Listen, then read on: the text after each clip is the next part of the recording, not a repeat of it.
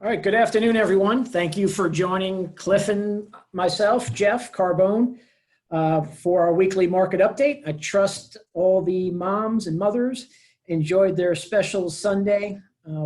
Couldn't have asked for a better weekend in the Carolinas. Beautiful weekend, beautiful Sunday. So I hope everybody enjoyed their Mother's Day. A lot of information continues to come in. Almost on an hourly basis, but definitely daily. Unemployment claims hit an all-time high last week. We're in the latter stages of Q1 earnings with around 80% of companies reporting at this time. Cliff, I think we have a lot of retail numbers coming in this week and maybe next week as well. Yep, almost through earnings season. Perfect. The reopening of America, and I would kind of say the world is underway. We're seeing states reopening in different phases, where I think a lot of folks, including myself, are ready to get back out, but definitely need to be cautious and be careful. And what I've read, by the end of the week, states representing about 65% of GDP will be partially reopened. And in that same article, it also went on to discuss that Las Vegas casinos are underway and looks like they'll be partial reopening sometime in late May, early June. Before we start diving into the markets, I wanted to kind of spend a little time, just a few minutes, discussing and reviewing an article that was sent to me by a client, and it was from the Harvard Business Review. And the article is called "The Discomfort You're Feeling is Grief." And it discusses the importance and acknowledgement of the emotions we're all feeling. We have to manage and finding the meaning in it while we're getting through this crisis. We're all feeling various emotions in different phases, different waves as we deal and get through the crisis. We're realizing things are going to be different. A lot has changed and are continuing to change. That loss of normalcy, the fear of economic loss, the loss of that connection with loved ones, friends, family, and especially the loss of life is hitting everyone and hitting us all. The article went on to describe this is the feeling of grief. It's the feeling we get when the future is uncertain. The article discussed the various stages of grief and how it relates today as we get through COVID-19. I'm going to go through them briefly, and while I do, I actually challenge you all to take a little stock of where you may be today.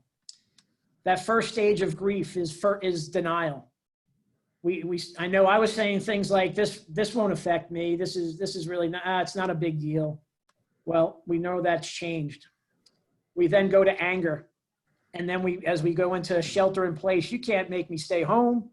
I can't go out. I can't live my normal life. Can't go to the grocery store, or in the same way, I got to put a mask, all those things that we go through. We then move on to the next phase, and that is we begin to bargain. Okay, we start to say, well, if I social distance for a few weeks, or if I follow what the government's saying, or from the state government levels, what they're saying, we'll get through this and we'll be okay. Then we enter sadness. And we start thinking about when is this going to end? And then finally, we enter the acceptance phase. This is happening maybe for me now more than ever, and really thinking of how we're going to proceed and get through this. When I thought about the article and read through the article, it had a lot of related to wealth management and the planning of our clients' financial long-term success in many ways. So first, you've heard Cliff or I or the advisors of Cornerstone talk about and preach balance and diversification in our portfolios. We must also balance the way we're thinking. So our thinking, the balance of how we think is important for us all. We also discussed remaining calm. Calming thoughts are definitely better, and for our own psyche, but also calming thoughts on the financial side and not letting our emotional decisions be the key driver, or making the emotional decision-making process with emotions.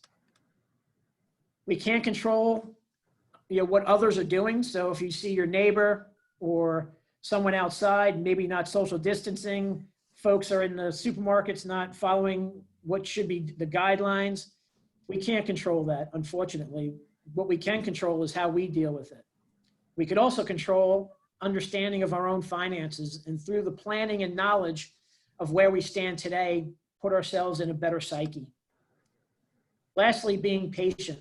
You've heard us talk about the 3 Ps, and patience is one of them. But patience with others and showing compassion at this time of that we're in.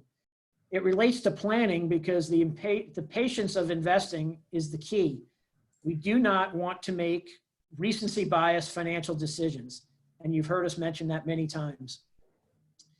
If we recognize all the emotions that we're going through and we realize that they are partially grief, we will emerge and can emerge stronger, and we can keep moving forward.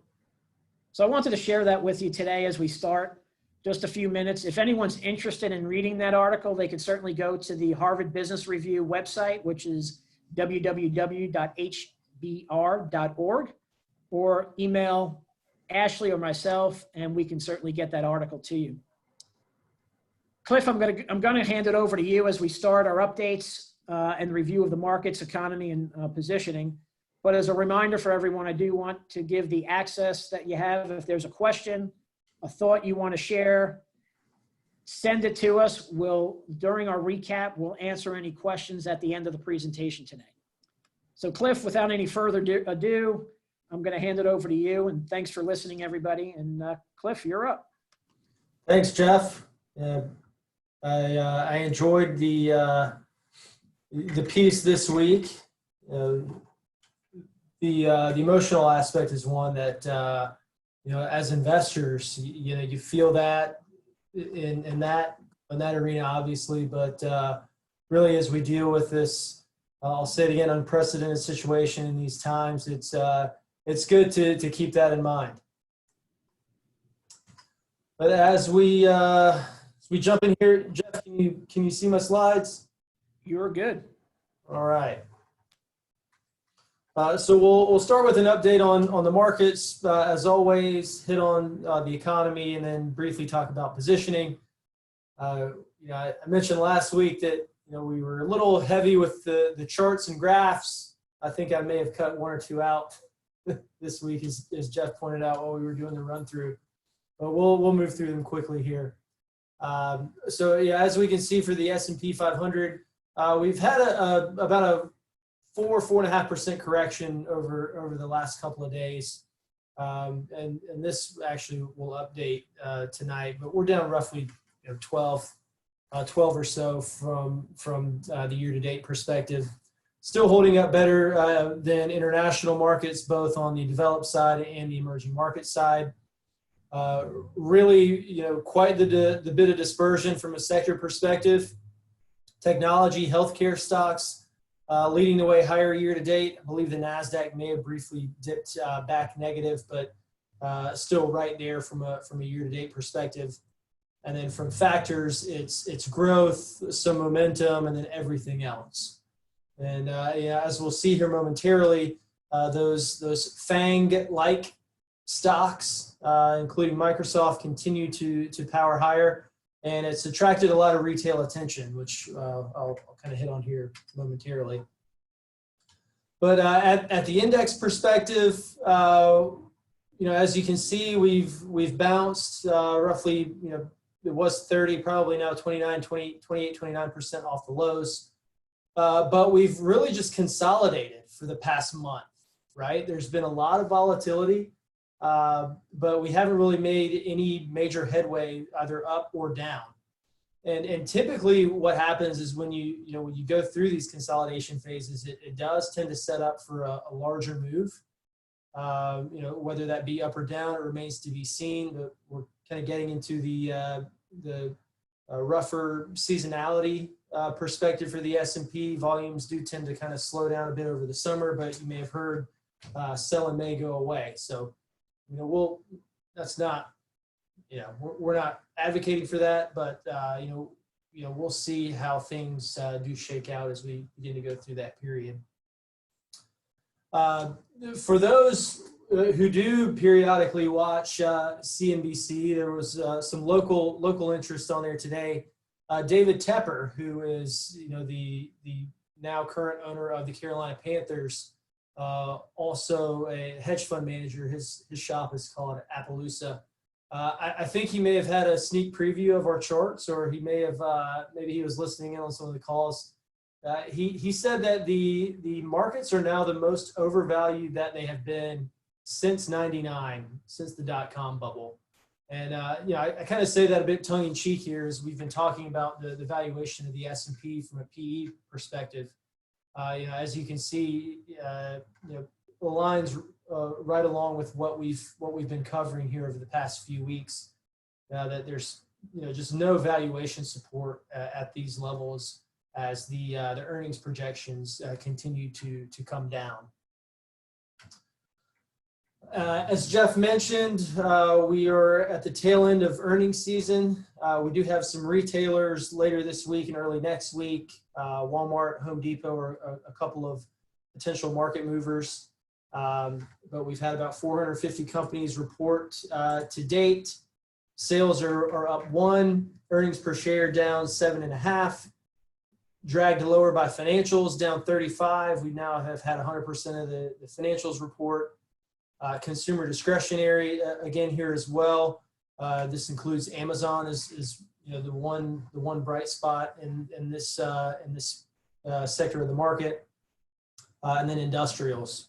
Again, the more cyclically sensitive components of the S&P, you can just see it flowing through in the numbers.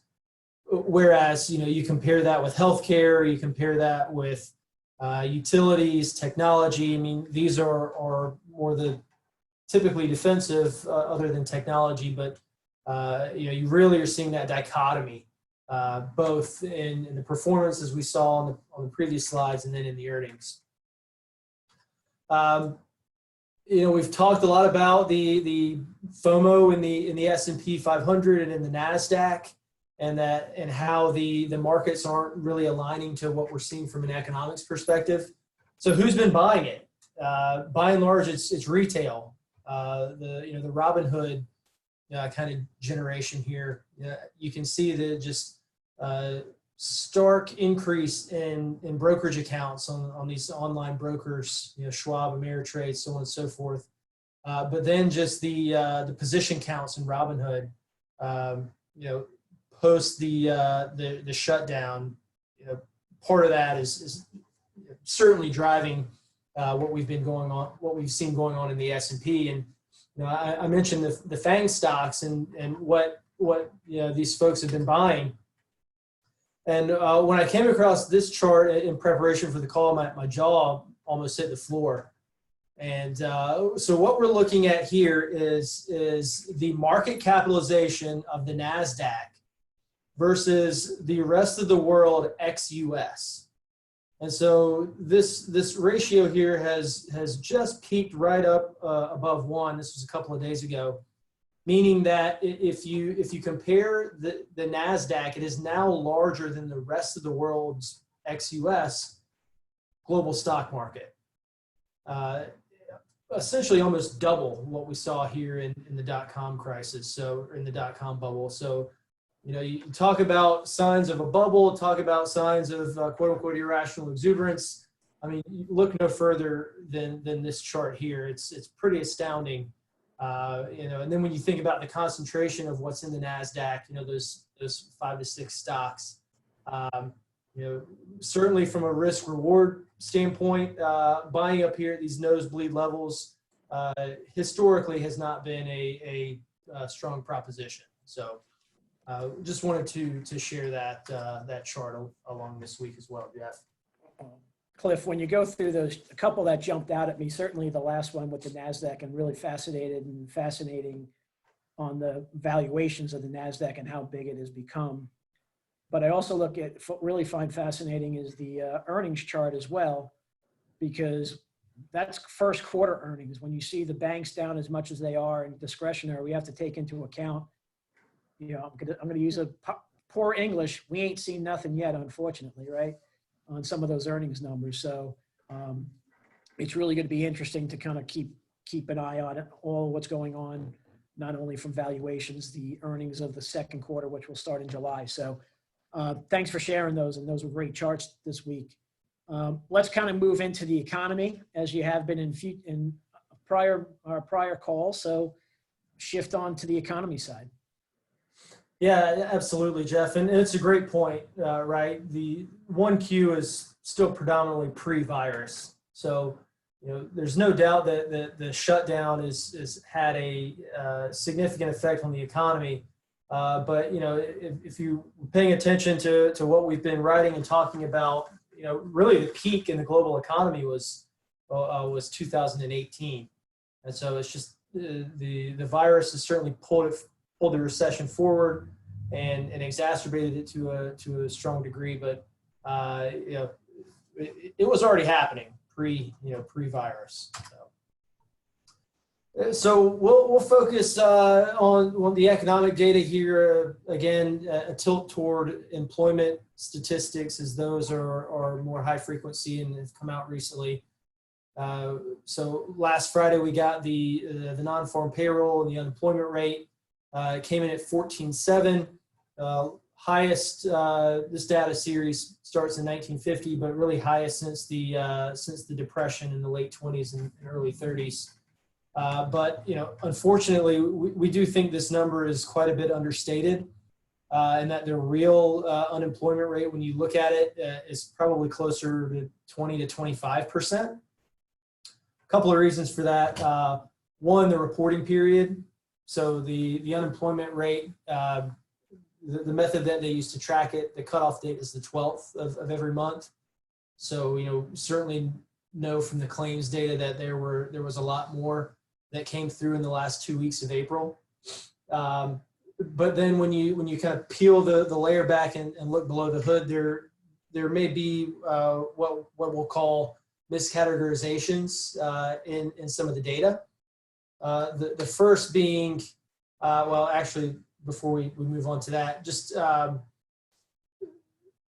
in context, right?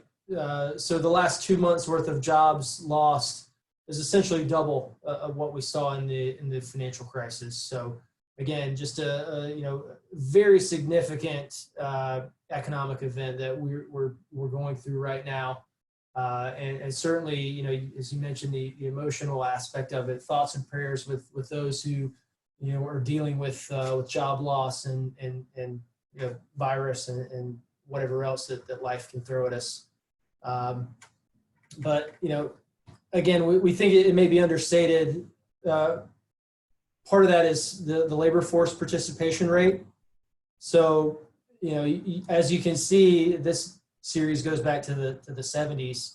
The largest month-over-month drop on record for the labor force participation rate. So there are estimates that there may be up to 9 million people who are unemployed but not counted in the rate for quote unquote other reasons. So take that for what you will, but we continue to think that the jobs picture is getting worse than what the street has been focused on, and we are unfortunately not super optimistic that we're going to be able to flip a switch and get everyone their jobs back. So again, we think this is going to be a longer, more drawn out process, and that's why we continue to be positioned the way that we are. A couple of other data points quickly. Inflation, this is key to our process as we track the rates of change in both GDP growth and inflation. So the data is confirming that they both are continuing to slow, which is, we refer to that as quad 4, where growth and inflation both slow. That's by and large being borne out in the data here.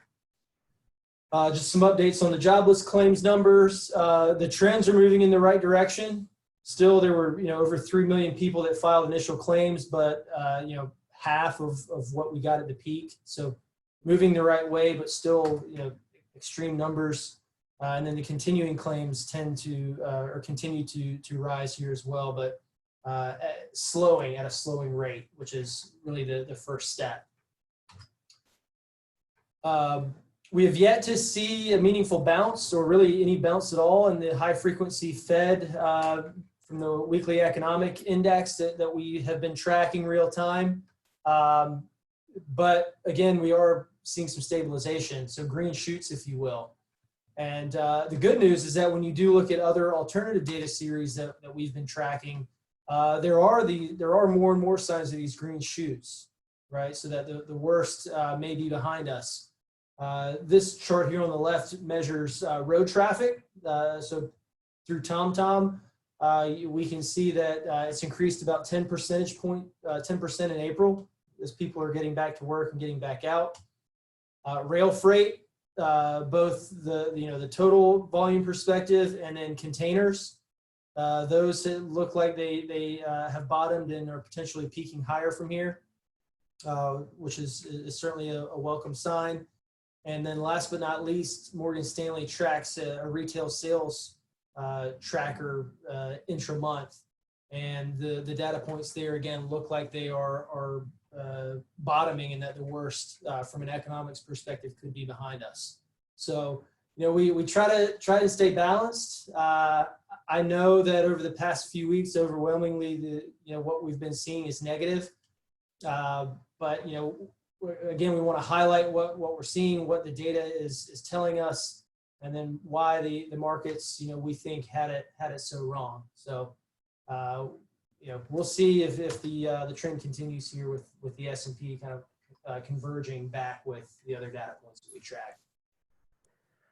Thanks, Cliff. A lot of good economic charts, and again, some positive that we're seeing, just not seeing everything clear or all clear yet. So let's kind of move into the signs, signals, and the positioning of the portfolios. Yeah, absolutely. So we'll run through the other asset markets that we track, primarily, one being the yields on treasuries, as the yields have embedded within them expectations for both economic growth and inflation. As we saw, inflation's coming down and yields just aren't budging. We're actually down additional 3 basis points to 65 here today. So, again, just treading water. We want to see this thing inflect higher. Similar story with spreads, both high yield at 742, investment grade at 200 over treasuries. This is interesting.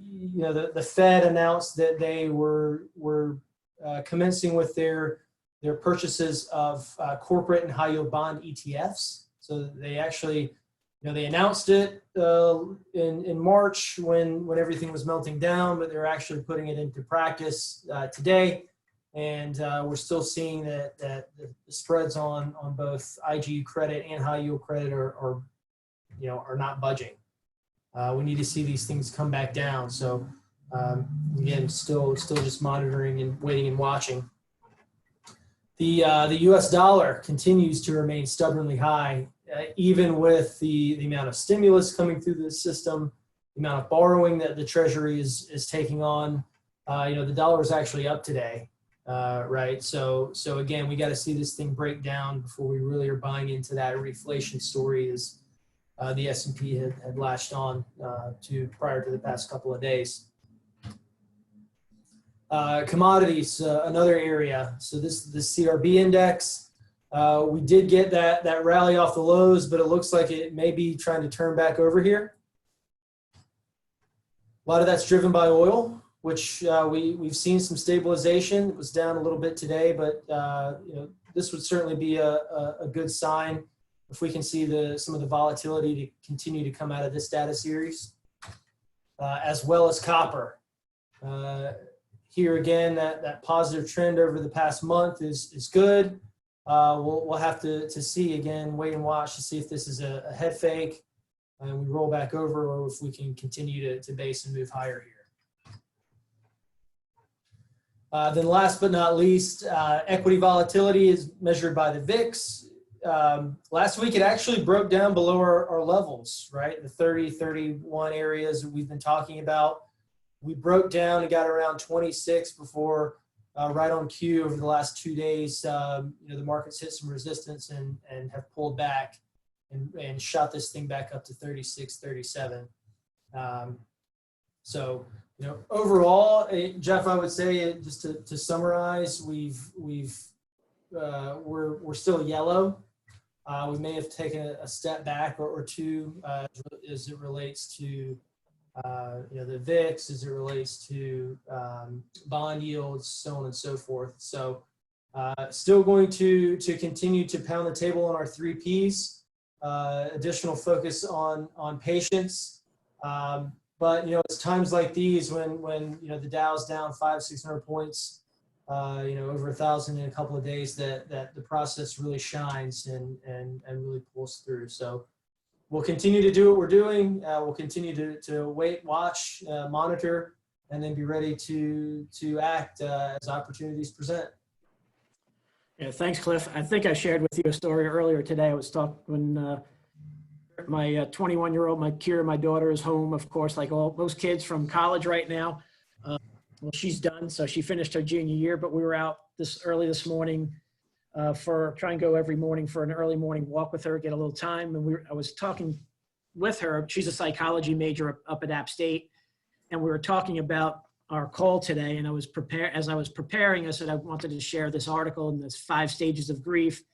And she rattled them off to me, so she gave me a good reminder that, okay, maybe I'm not the only one that knew of them, but it was good. And then I kind of related it to wealth management and our business. And she made me proud because, Cliff, she said, trust, maybe you just need to trust in the process. And it was a good reminder for me to say there is, again, planning, process, and patience. And just like you said, we got to have a little bit more patience, and we have to continue to trust in our process, right?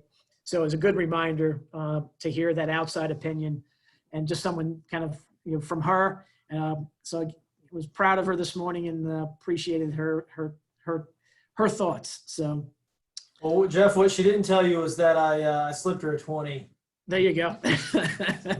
You've raised her right. Great. That's true. So, Cliff, we do have a question, and this is from Dana. And thanks, Dana, because it's a good reminder. Sometimes we use financial lingo that maybe not everyone is familiar with, and whether you are. So the question, Cliff, was really talking about explain a little bit more the meaning of Robinhood stock positions. Yeah. Okay. Yeah, I should have done that earlier. Great question. So Robinhood is an online mobile brokerage platform that a lot of the millennials and Gen Zers, a lot of the younger demographic, really latched on to over the past 6 months. So they publish a lot of stats around which are the how many people are on the platform, how many accounts are opening, what are the most popular stocks. So we tend to use it as more of a contrarian indicator, right? An indicator of what maybe folks who don't have much of a background investing, they're more novice, they tend to chase performance, chase trends. So that's the way we look at it, right? And it's funny, it's kind of sad, but some of the most owned stocks on Robinhood are a lot of the value plays. So some of the financials, some of the the cruise lines, the airport stocks on the one hand, and then you've got like your Teslas and FANGs and Snapchat and all that good stuff on the other extreme. So that's what it is and how we use it. Thanks, Cliff. We've got another one from Eric, just kind of explaining, are furloughed employees included in the unemployment dates or rates? So they are included in the initial claims, and they are not included in continuing claims. That's actually a great question. I don't know the answer off the top of my head. But I'll find out, and I'll have we can have Ashley post that. That's a great question. Perfect.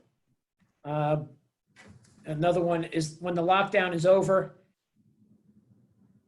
how many will be able to get, well, and I guess this is unknown really, but when the lockdown is over, how many will be able to get right back to work?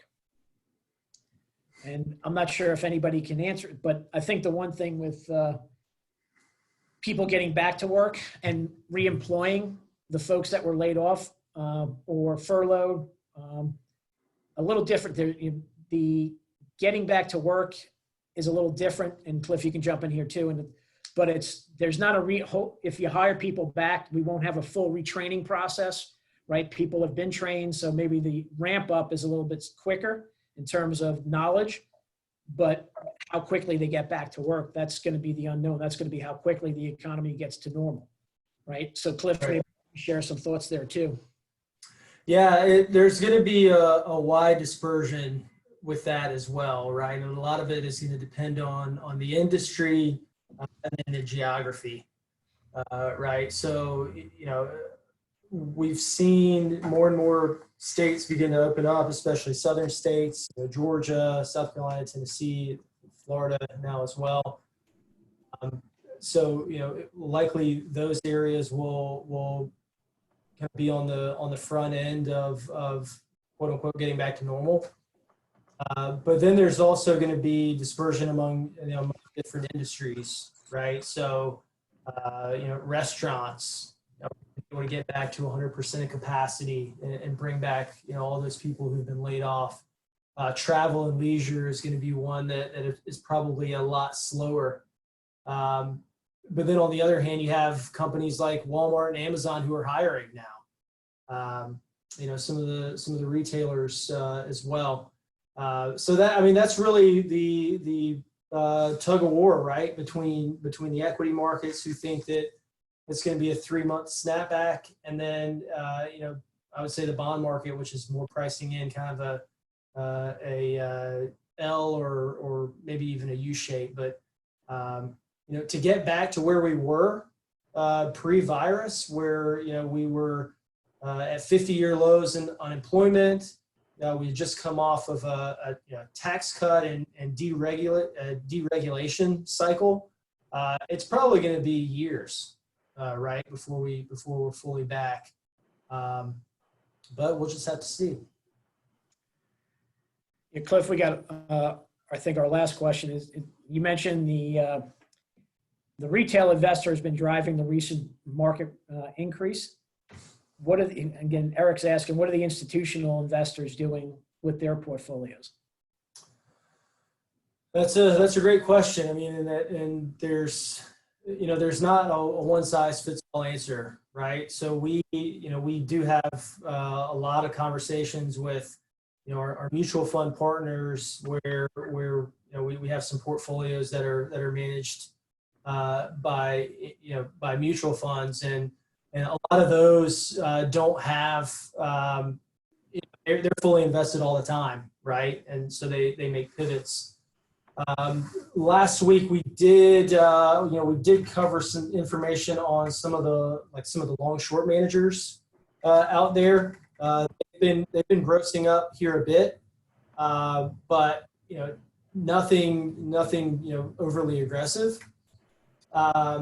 One other anecdotal point, we do in one of our portfolios, we have some vol targeting strategies, which they're quantitative by nature, they're rules based as far as when they go risk on and risk off. And as of the middle of the week last week, in having conversations with both of those managers, they have yet to go back risk on. So. Yeah, I think, from a lot of the articles, Eric, that are out there, whether in the financial world, institutions are predicting and thinking that, again, that just similar to it, that this is not over. There'll be a back before going forward. A lot of you mentioned David Teppers, the fund managers or hedge fund managers are still holding a fair amount of cash and have not redeployed their cash at this point, because again, they think it's a little bit of a bear market false bounce. So looking for, just like we are, looking for the signs. Yeah, I guess one other thing I'll just add quickly, Jeff. We do track the commitment of traders reports, where large asset managers are required to disclose their positions in options and futures contracts, and it was very bearish, net short. Still is in the S&P, but the degree to which a lot of these asset managers are short or risk off is waning, right? So they're adding a little bit, but not to the degree that we've seen on the retail side. Well, I know we're coming up on we're past the half hour, so I know we continue to share a lot of information each week. As you hear, we're seeing indication that the swiftest bear market is not over. We do not see the coast yet being clear. We're continuing to anticipate additional bouts of downside volatility before it is all over. We have to continue to remember the markets do not always reflect what we're seeing or reading on the economic front. As Cliff mentioned, we're continuing to position our portfolios and continue to stay more defensive. And until we see the signals through our investment process provide greater clarity to make those changes, we're not making them. When we do make them, we want to emerge in a much stronger position during the recovery. Please continue to share the webinar invites with others. We did continue to share the replays. Join us each Wednesday. I know John Brown and Mark Thornburg did a great job yesterday afternoon on the 6 financial considerations of retirement. So listen in when that is out. You can certainly go to our website for prior webinars that we've done on topics, prior week market updates. You can go to www.cwgadvisors.com. You can certainly friend us on Facebook or join us or link us in with our LinkedIn with Cornerstone as well as the advisors. Certainly let us know if we could be of any help to your family, friends, colleagues. If we can do anything for them in any way, like I said, let us know. I want to thank you all for joining us today. Hope you all stay healthy and safe, and we'll talk to everyone next week. Have a good afternoon.